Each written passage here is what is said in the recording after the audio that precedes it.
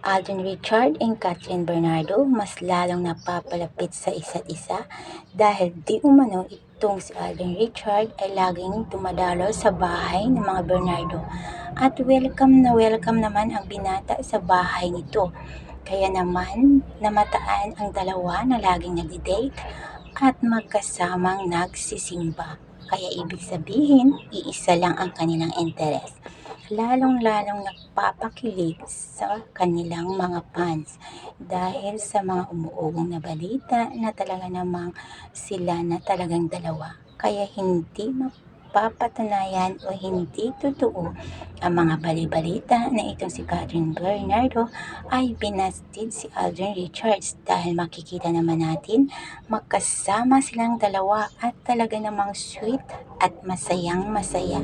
Lalong-lalong magkikita ang dalawa at mapapalapit pa dahil sa inaabangan nilang comeback movie na Hello Love Again na mapapalabas sa November 13, 2024. Kaya good luck sa inyong lahat.